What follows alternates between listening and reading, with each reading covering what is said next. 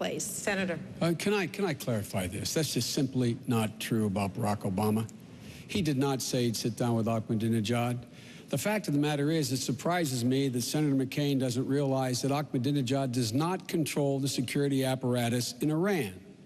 The theocracy controls the security apparatus, number one. Number two, 5 secretaries of state did say we should talk with and sit down. Now, John and Governor Palin now say they have a passion, I think the phrase was, a passion for diplomacy, and that we have to bring our friends and allies along. Our friends and allies have been saying, Gwen, sit down, talk, talk, talk. Our friends and allies have been saying that. 5 secretaries of state, 3 of them Republicans. And John McCain has said he would go along with an agreement, but he wouldn't sit down.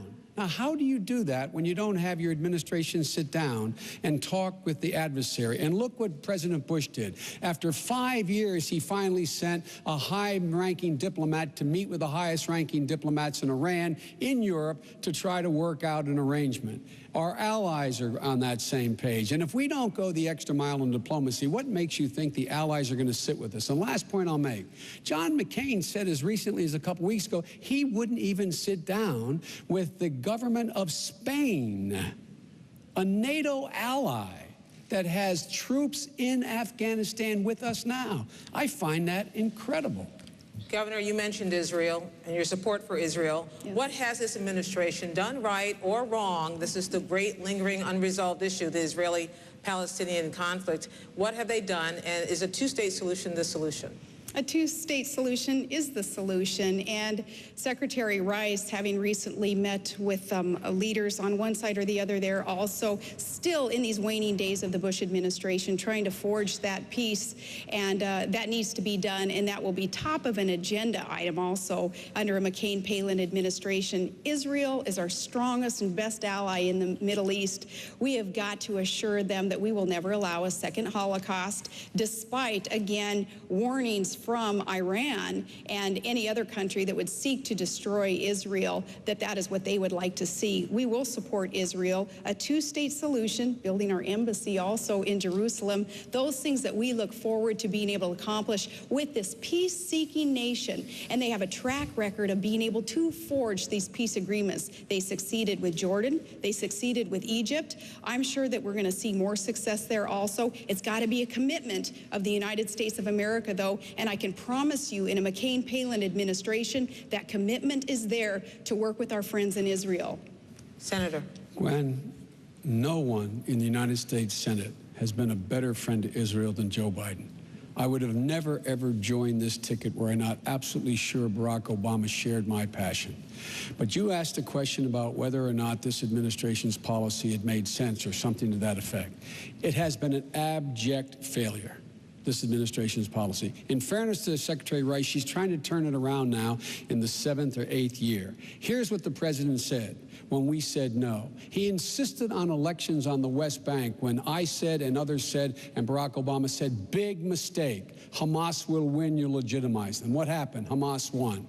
When we kicked, along with France, we kicked Hezbollah out of Lebanon, I said and Barack said, move NATO forces in there, fill the vacuum, because if you don't, Hezbollah will control it. Now what's happened? Hezbollah is a legitimate part of the government in the country immediately to the north of Israel.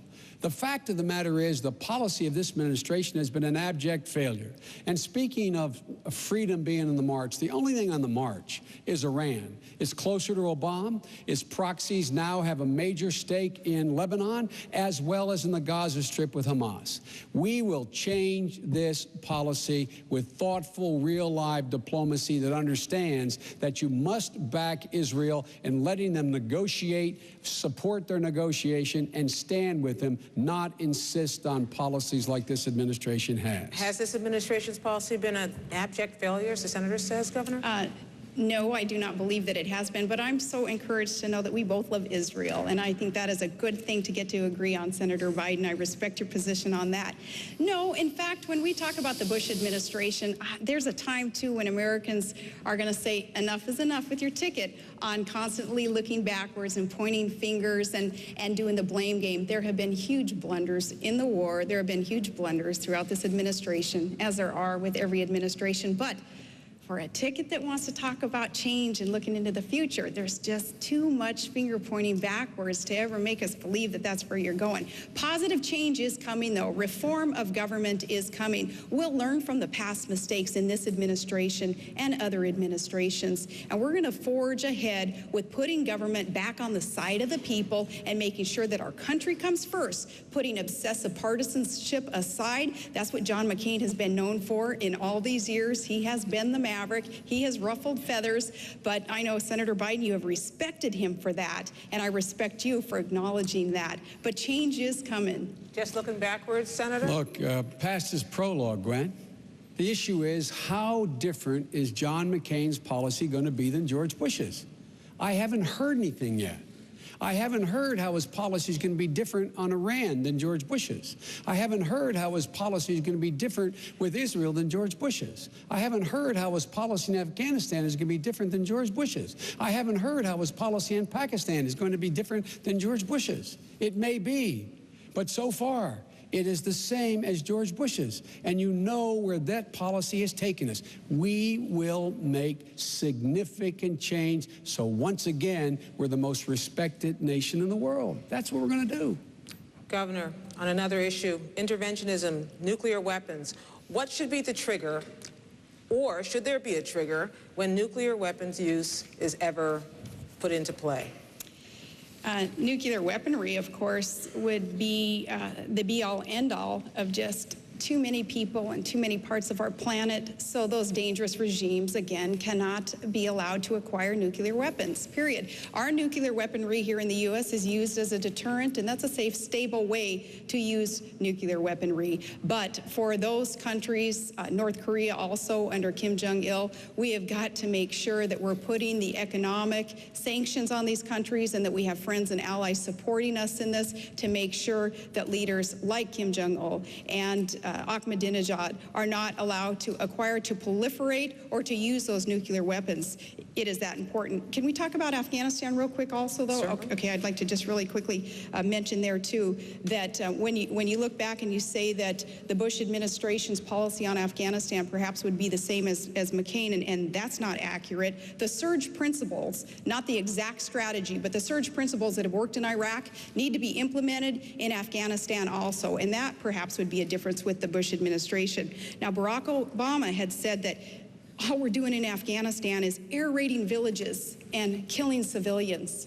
And such a reckless comment, an untrue comment, again, hurts our cause. That's not what we're doing there. We're fighting terrorists, and we're securing democracy, and we're building schools for children there so that there is opportunity in that country also. There will be a big difference there, and we will win in Afghanistan also. Senator, you may talk about nuclear use if you like, and also about Afghanistan. I'll talk about both. With Afghanistan, facts matter, Gwen.